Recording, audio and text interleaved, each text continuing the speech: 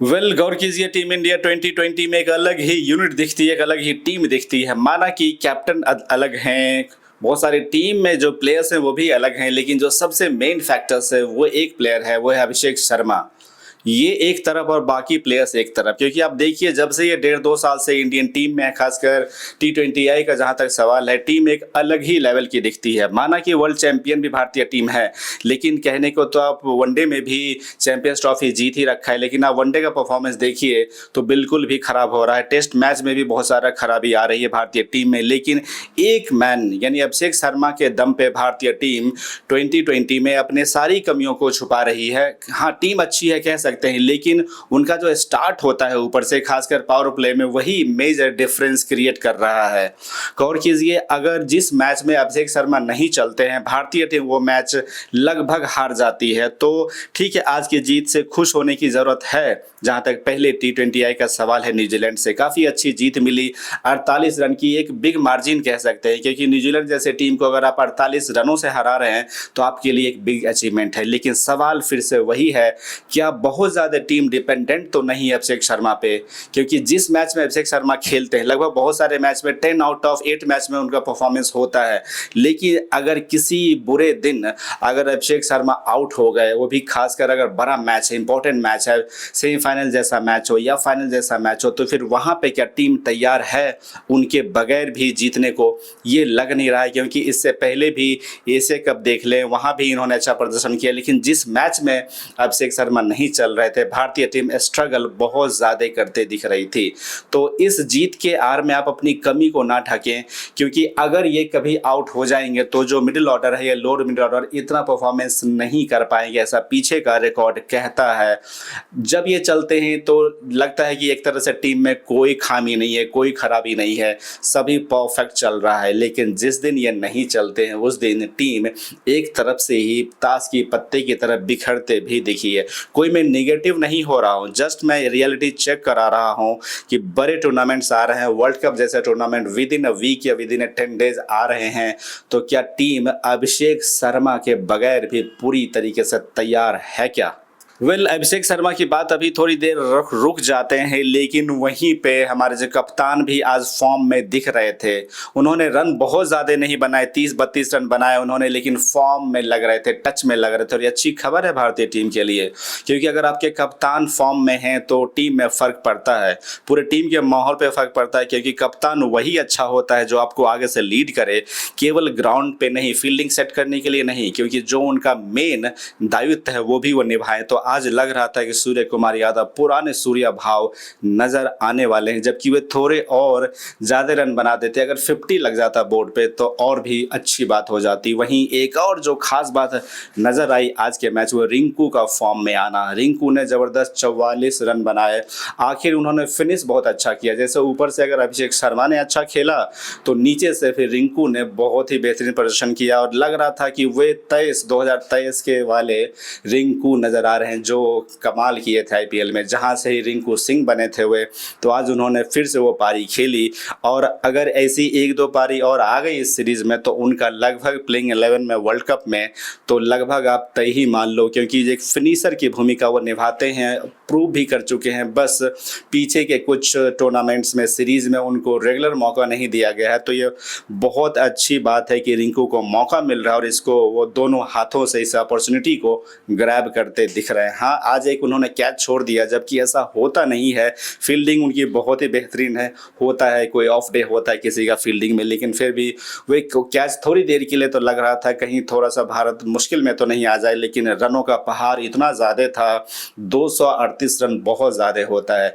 New Zealand माना कि मजबूत टीम है, एक तरफ एक समय जब उनके फिलिप्स जो बैट्समैन है ताबड़तोड़ इनिंग खेल रहे थे, थोड़ी देर के लिए जो भारतीय फैंस को लग रहा होगा कि कहीं न्यूजीलैंड की टीम चेस तो नहीं कर लेगी टोटल। लेकिन कहते हैं ना कि जब आप दूसरी बार बैटिंग करते हैं, आई मीन सेकंड इनिंग में, तो जब रन बहुत ज़्यादा बोर्ड पे होते हैं तो आप पे प्रेशर होता है।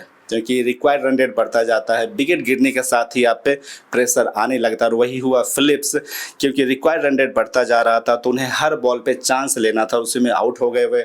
और उसके बाद तो फिर न्यूजीलैंड संभल नहीं पाई क्योंकि रन बहुत ज़्यादा था। Hardik Pandya as usual touch में है, आज बहुत ज़्यादा रन नहीं बनाए, लेकिन होता है हर दिन आपको हार्दिक पांड्या रन बना कर नहीं देंगे। उन्होंने 25 रन बनाए लेकिन टच में लगे। पहले बॉल से उन्होंने जो अटैक किया, जो सेंटनर को उन्होंने पहले, और ये हार्दिक पांड्या की एक नई आजकल जो उन्होंने 1-2 सीरीज से जो रुख अख्तियार किया है कि पहली बॉल से वो रेडी होकर सेट होकर डगआउट से आते हैं। ये एक उनको अलग ही लेवल पे दिख रहा है उनका माइंडसेट, क्योंकि एक्सपीरियंस तो बहुत उनके पास, पावर हिटिंग है, पावर है, बस जो माइंडसेट थोड़ा सा उन्होंने फ़र्क किया। पहले थोड़े से बॉल लेते थे वे, 2-4 बॉल, 5 बॉल, 1 ओवर, लेकिन अभी वो पहले ही बॉल से अटैक करते हैं। ये दिखाता है कि वो सुपर कॉन्फिडेंट मूड में चल रहे हैं आजकल।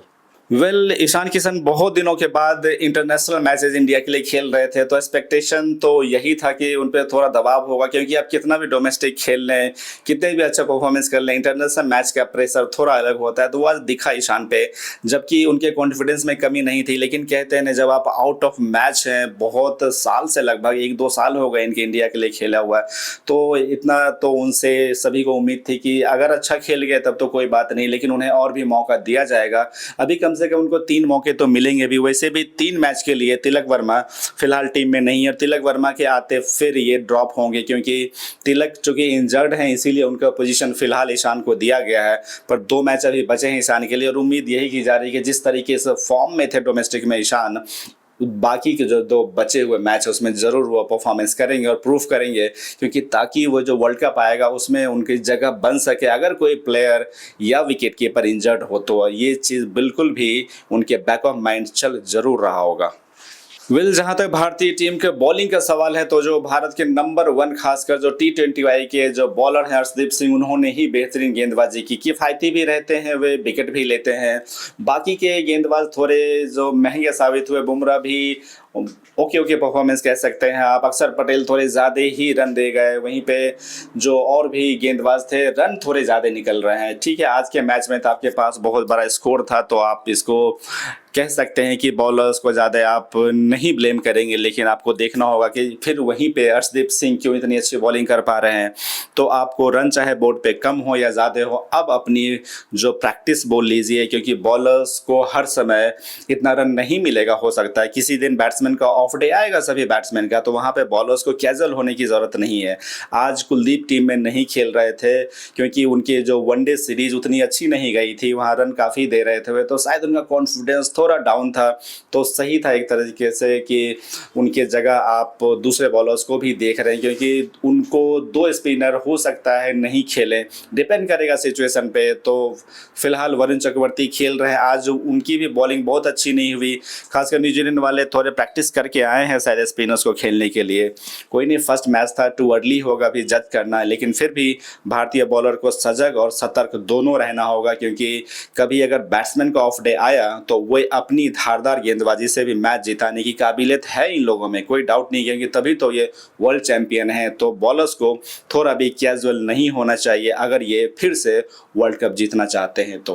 हम लोग मैच जीत गए, सभी को बहुत ज़्यादा चौके छक्के देखने को मिले, लेकिन मैं आखिरी में फिर से सचेत करूंगा कि पूरी टीम अभिषेक शर्मा पे ही केवल डिपेंडेंट ना रहे, क्योंकि ऐसा पीछे हो चुका है कि बहुत ज़्यादा जब कोई भी टीम 1-2 प्लेयर्स पे डिपेंड करती है, और हर प्लेयर का 1 दिन और 2 दिन ऑफ डे आएगा ही आएगा, ये बिल्कुल भी कटु सत्य है क्रिकेट जैसे खेल में। तो वहाँ पे ज़रूरत पड़ेगी जो दूसरे बल्लेबाज हैं उनके अलावा, चाहे वह संजू हो, चाहे तीसरे नंबर पर तिलक जब टीम में आएंगे वो हो, या जब तक ईशान खेल रहे हैं वो हो, चाहे हमारे कप्तान साहब सूर्य कुमार यादव भी फॉर्म में आते दिख रहे हैं तो उनको जिम्मेदारी लेनी पड़ेगी।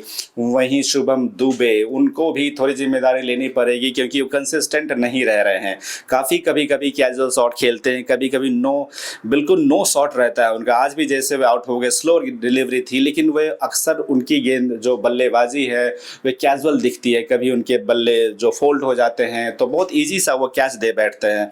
जिम्मेदारी लेने की ज़रूरत है, क्योंकि अभी तो सब कुछ आपका गुड़ी गुड़ी चल रहा है, क्योंकि जब तक अभिषेक शर्मा ऊपर से ताबड़तोड़ कहते हैं सुनामी ले आते हैं, लेकिन जिस दिन उनकी सुनामी नहीं आएगी तो बाकी बल्लेबाजों को ज़रूरत है स्टेप अप करके आप सुनामी लाइए, तो ही आप वर्ल्ड चैंपियन बने रहेंगे। क्योंकि 2020 वैसा फॉर्मेट है जहां अगर एक भी ओवर आप खराब खेल गए या एक भी ओवर आपसे खराब गेंदबाजी हो गई तो आप मैच गंवा सकते हैं। तो इस चीज़ को बिल्कुल भी ना भूलें। हाँ ठीक है, आप जीत को एंजॉय कीजिए, लेकिन आप प्रिपेयर्ड भी रहिए कि आपका जिस दिन खासकर अभिषेक शर्मा का ऑफ डे आएगा उस दिन आप स्टेप अप कीजिए और जिम्मेदारी लीजिए। बाकी जो प्लेयर्स हैं तो ही भारतीय टीम कंसिस्टेंसी को मेंटेन कर पाएगी, खासकर जो विनिंग मोमेंटम अभी तक उन्होंने पकड़ रखा है इसमें अभिषेक का योगदान काफ़ी ज़्यादा है। तो सब यही चाहेंगे कि अभिषेक के अलावा भी बाकी प्लेयर्स उनके जैसा तो नहीं पर उनके आसपास भी खेल दिखाते रहेंगे, तो भारत की टीम लगातार इसी तरह जीतते रहेगी T20I। जाते जाते एक चीज़ पे और पिन पॉइंट करना चाहता हूँ कि सब कुछ अच्छा चल रहा है, लेकिन फील्डिंग डिपार्टमेंट हमारा बहुत ही कमज़ोर होता जा रहा है, खासकर जो हाई कैचिंग है। अभी तो आपका चल रहा है ठीक है, बैट्समैन मैनेज कर दे रहे, बहुत सारे रन हैं तो आप इसको कवर अप कर ले रहे हैं, लेकिन आए दिन हाई कैचिंग में प्रॉब्लम दिख रहा है। तो फील्डिंग कोच क्या कर रहे हैं? 2-3 सीरीज से देखा जा रहा है भारतीय टीम का जो फील्डिंग है, चाहे वह ग्राउंड फील्डिंग है और कैचिंग। ग्राउंड फील्डिंग में अगर 1-2 फंबल आपसे हो भी गया तो कोई बात नहीं, पर वो भी नहीं होना चाहिए। लेकिन जब आप कैचेज छोड़ेंगे, आज भी कैच छूटे, ठीक है रिंकू कैच आमतौर पे छोड़ते नहीं, लेकिन आज उनसे भी कैच छूटा, तो इस तरह अगर आप कैचेज छोड़ेंगे तो मैच भी आपके हाथ से निकल सकता है। तो फील्डिंग कोच को भी ज़रूरत है, आप स्टेप अप कीजिए और सभी से फील्डिंग ज़्यादा कराइए, इफेक्टिव फील्डिंग कराइए, क्योंकि वहाँ कैजुअल आप नहीं हो सकते हैं, खासकर जब आप एक वर्ल्ड चैम्पियन टीम है और अभी खासकर फील्डिंग का स्टैंडर्ड बहुत हाई हो चुका है। तो ऐसी गलतियाँ बार बार देखने से दर्शक भी नाराज़ होते हैं और आपका जो स्टैंडर्ड है वो भी कहीं ना कहीं डाउन होता है। तो इस चीज़ को चेक करने की ज़रूरत है, खासकर फील्डिंग कोच को।